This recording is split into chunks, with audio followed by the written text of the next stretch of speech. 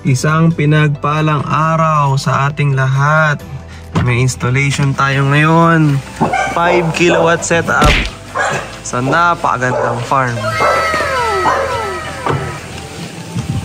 Dito yan.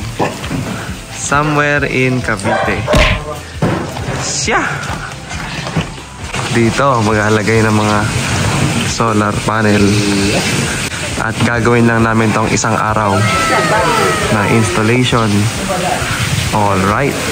Stay tuned mga ma'am, sir.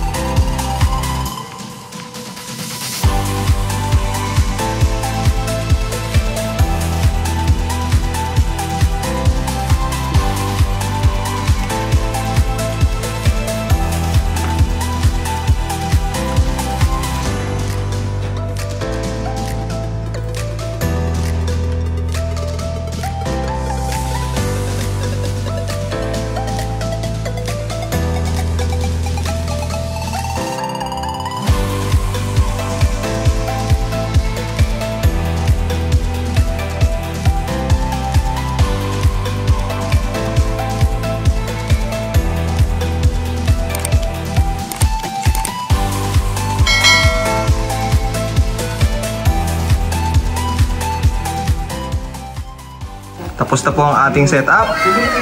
Malinis na malinis ang gawa. Pagka naka-green, solar. Pag nakapula, naka-Meralco. Ang configuration ng setup na ito ay 5.5 kVA na high frequency, MPPT na maximum at 100 amps. At itong battery natin na to ay 48 volts 200 Ah na may energy storage na 10.24 kWh. Kung ang kuryente mo sa isang araw ay sa 5 kWh lang, solve ka na sa battery na to, 5 kWh to 10 kWh. At meron tayong solar panels dito na 9 pieces na 500 watts which is 4.5 kilowatt. And then gumagamit tayo ng mga protection devices at over and under voltage protection system. At ang ating ATS ay nag-utilize ng magnetic contacting, kaya naman napakabilis ng lipatan yan. Sobra, hindi mo mamamalayan. Sigurado ang tuwa ni client dito dahil hindi niya mamamalayan na wala pala until sabihin na lang ni kapitbahay. Alright, thank you for watching and stay in tune sa ating vlog. Ingat po kayo and God bless you all. Bye bye.